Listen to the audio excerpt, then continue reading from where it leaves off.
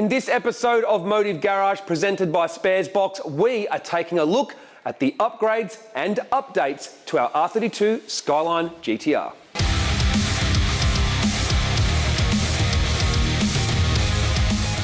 If you've been watching our R32 Skyline GT-R build on our channel, you'll know that it's been going for 11 years now. It started off as Project Budget Supercar and evolved into Project Supercar Killer. And obviously, our long-term goal was to go over 1,000 horsepower and be a genuine RH9 car that could reliably drive around on the street and then go to the track and run bottom nines or high eights all day. And we're pretty much there. We just need that final time slip to get the job done. Now, you'll also notice that this car has been chopped and changed quite a lot and developed over time rather than built in one hit.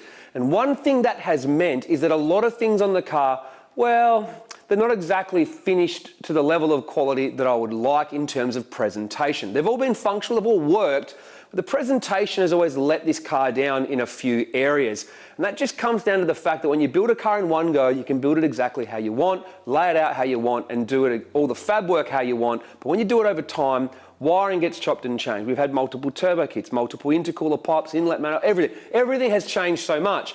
So when the car went into CID to get the single throttle work done, i.e. the wiring and the fabrication work, the GT-R snowball effect kicked in and we decided that we would take care of a lot of little small things on the car that have added up to make it a much better and more reliable car overall. So I'm going to take you around the car and show you all of these upgrades and updates, why we did them and how they affect the car. Let's go. So the first and big thing that we changed on the car that I know a lot of viewers want to know about is we switched to electronic power steering. The reason we switched to electronic power steering is quite simple. When you rev your engine to 9,500 RPM, power steering belts have a habit of not surviving for very long. Some people will argue this fact and reckon that they do, but my experience with this car and many others is that power steering belts don't last very long at big RPM, especially when you've got this much torque in the mid-range as well. The other thing is the power steering sits in one of the worst spots in the engine bay in terms of getting a lot of heat around it from the exhaust manifold and through the radiator. Plus, it's nice to free up a little bit of space. So, what did we do? We went for the tried and proven Astra power steering pump. Let's go take a look. We decided to mount the power steering pump in the boot of the car. Why? Quite simply, we were just out of space in the front. With fuse box and bivalve now behind one side of the front bar and our surge tank behind the other side, we simply just had no room left. If I had room, I probably would have mounted it behind the front bar. But this is where it's ended up. Guys at CID mounted it, did all the wiring for it. Getting the wiring right is pretty important. They do draw a fair bit of amperage. We have a upgraded alternator though, 150 amp, so we don't have to worry about the current draw of the electronic power steering pump. Having lines from here to the front of the car, some people ask, does that dull the response? But you have to remember, once the pressure fills up the line, well, pressure fills up the entire line the same. So you don't have to worry about having less pressure at the front than you do at the back. The fast response time versus slow response time to do with the length of the lines, I haven't really had any issues with that at all. So we've found it works. Is it optimum? Probably not. But we're not having any issues whatsoever in a car like this by having it at the boot. Installation is fairly straightforward. The good thing is Motorsport Connections actually sell a specific adapter that goes not only into this pump, but also into the Nissan power steering rack, which means you can switch over to AN fittings on the feed line for the high pressure line, which we did using Raceworks lines and fittings, and you can use a rubber return if you like, or you can switch to AN, but it will be push on at the pump, so you will need to adapt from AN back to rubber hose at this end of the system. In terms of how well it works, if you watched our last video with the single throttle test, you'll see we drove around on the street, we drove it at the track, and we had no issues whatsoever. Would I put it in a circuit car? I won't answer that. Is the steering any heavier? Look, at slow speed, it is slightly heavier, sometimes a little bit jerky, but overall, in a car like this, a street drag GT-R, and for what we use it for, it works great. The other thing we also did is put a switch in the boot, so when we want to push the car around without starting the car, we can actually turn the power steering on without starting the car up. And the only other little thing I will say about electronic power steering is when we first start the car, if you try and take off straight away, the steering will be a little bit heavy. It has to obviously spin up, build up the pressure. So sometimes you need to wait about 20, 30 seconds before you've got full power steering, working in the car correctly. But overall, is it worth the switch? I think so. Cleans up the engine bay, one less issue, one less belt you have to fling off the thing. So I think from a reliability standpoint, I think it's worth switching over if you've got a 1,000+ horsepower GT-R with big RPM. So on the hot side of the engine bay, the only other thing that really changed other than removing the power steering from in here is we did tidy up the wiring as best we could on this side.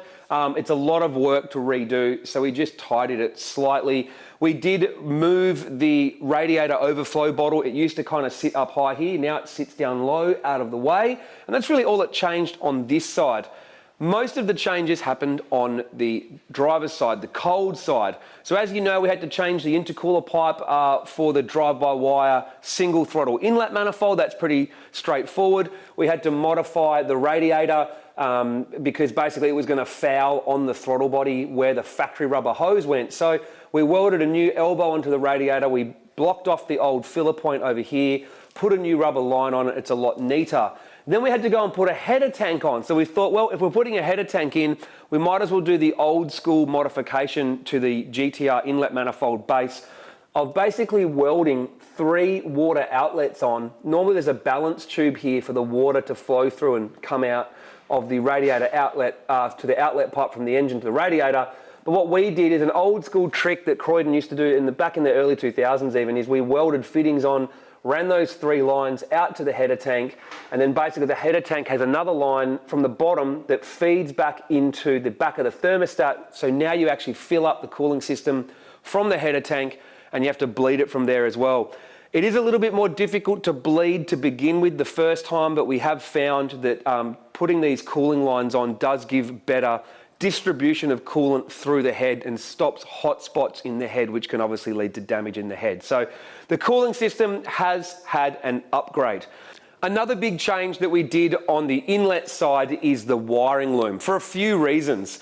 We had to switch over to ID 2600 injectors to handle the E85 fuel better and give us a little bit more scope for horsepower in the future. And then we realized we have to wire new plugs in. We also realized we had a whole bunch of stuff that we didn't use anymore. All the idle stepper motors, the knock sensors from factory, the oil pressure and oil temperature senders from factory. We weren't using these anymore, so we had spare plugs everywhere. So we basically redid the entire wiring loom on the driver's side. And as you can see, it's a lot neater, a lot better quality. There's no more fraying and broken bits anymore. So essentially, it's neater, better reliability, and got everything working on that side. We obviously had to wire in the TPS as well and the fast response air temp sensor, which I will say has made a massive difference to tuning. Factory RB26 air temp sensors actually suffer from really bad heat soak. So even when you've cooled the car down quite a lot, it'll still read 50 degrees intake air temp, but your engine might only be getting 20 degrees. And then vice versa, as the air heats up, it doesn't respond fast enough. The new fast response air temp sensor is giving us really quick air temperature sensor readings. I did notice at roll racing, it was giving much more accurate readings for intake air temperature, which is a lot better on the tune. As well as changing the injectors, we also switched to the Turbo Smart fuel pressure regulator. We did cover that in the drive-by-wire video. Why did we do that? Well, it's designed to work with a mechanical fuel pump. It's the latest product from Turbo Smart. They wanted us to put it in and try it. Looking at all the logs at roll racing, basically fuel pressure is completely stable and it works fantastic. Another thing that Con from CID wanted to change was the catch can for a couple of reasons. One, he wanted to make a neater one, bigger one, and better one. And two, the old catch can actually fouled against where the electronic throttle body was going to be. So we kind of needed to do it for space, and then Con said, well, we might as well move the fuse box. So that led to even more wiring changes in the engine bay to get the fuse box under the guard, but it gave us room for a nice big catch can. That catch can is internally baffled. It does have a breather on the side that you can't see, but it does return to sump as well. Basically under full noise, it will fill up with oil that has been taken out of the vapor that's breathing through there. And then when you get off the throttle, obviously no more pressure in the system, so that oil can drain back into the sump. We do this because otherwise catch cans in GT-Rs that make 1,000 plus, they will always overflow, no matter how big you do it. So return to sump was very important. Obviously that's a lot neater. We had to change the line slightly. One thing I've always wanted to install into the car, but it became even vital now, is a line locker. Originally I just wanted it because it makes burnouts easier, but now that we have a big turbo, and to do a big burnout, you really need to use the launch control and step off. It gets really difficult to basically juggle from going from clutch to brake, the car creeps forward, etc. So I wanted to install a line locker to basically make warm-up burnouts a hell of a lot easier, and you no longer need to use the rear brakes, which can obviously bog the turbo down if you don't get it right. So installing a line locker is actually really easy in this car because we'd already removed the ABS with the GK Tech ABS Delete kit. All we had to do was basically find a place to mount the solenoid and T-piece it into the front brake lines, put a wiring through to a switch in the center console. We've got a little light that displays that it's on, and that's it. Line lockers are really simple. You put your foot on the brake, you switch the button on, and then you take your foot off the brake, and the front brakes remain locked on until you undo the switch. I haven't had the chance to use it yet, but hopefully very, very soon. Overall, you can see a much neater engine bay. The other things we've changed, you can't see because they're under or inside the car. So inside the car, you can see the line locker light right here. So if I turn it on, the light comes on.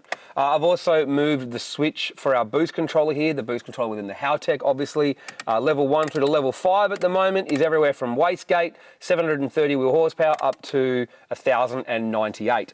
The other big change I've made in here, which a lot of people always complained about, is I finally mounted the IC7 dash correctly. We used a Mako Motorsport dash insert, which is basically a insert designed for the R32 and the IC7 dash. As you can see, it's super neat.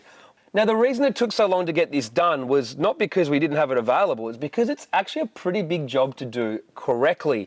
Simon from CRD redid all the wiring because we needed the alternator charge light system to work.